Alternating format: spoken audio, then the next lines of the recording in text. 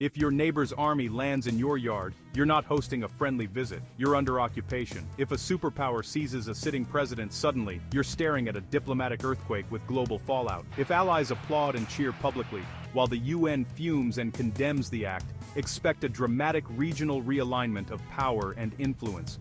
The raid pulled Maduro from a military base in a nighttime operation. He is now facing US narco-terror charges in Manhattan. He pleaded not guilty at his Manhattan arraignment. He calls himself a prisoner of war, not a criminal. Washington says it will run Venezuela temporarily, taking control briefly, provoking fury from the UN and diplomats worldwide, and fury from Russia's government and media too, and fury from China, warning of precedent as well, and fury from regional leaders across Latin America. Legal experts warn of a major breach of sovereignty.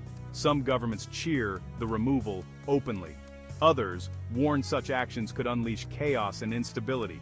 Bottom line, this could redraw alliances across the hemisphere and spark new sanctions from multiple states quickly, reshape oil politics across the Americas, hitting markets, and reshape security politics across the Americas for years.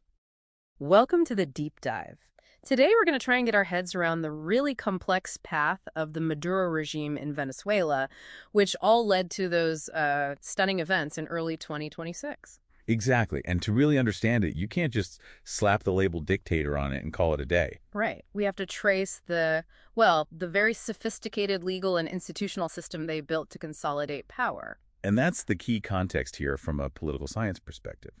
You see, the regime went through a very deliberate transition. It started as what we'd call a competitive authoritarian system. So a system where elections still had some meaning, at least on paper. Precisely. But it shifted into legalistic authoritarianism.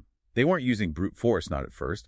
They were using lawyers, judges, and the law itself to dismantle the separation of powers, all while keeping up this veneer of constitutional order. So that's our mission for this deep dive, to unpack how that legal erosion, combined with the state basically becoming a criminal enterprise, set the stage for Operation Absolute Resolve. And the absolute cornerstone of that control was capturing the oversight bodies.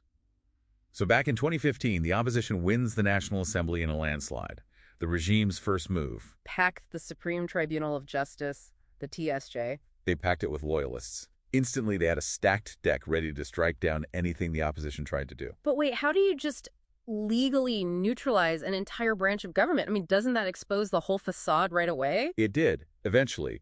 But the specific maneuver was clever in a way. Starting in 2016, the TSJ declared the opposition-led National Assembly in contempt of court. In contempt, and that means? It meant every single law they passed was void. It was nothing. This all climaxed in 2017 with what was essentially a self-coup, where the Supreme Court just transferred legislative power to itself. And as if destroying the real legislature wasn't enough, they then created a whole parallel one, the National Constituent Assembly, or ANC. And critically, they convened it without the popular referendum that their own 1999 Constitution required.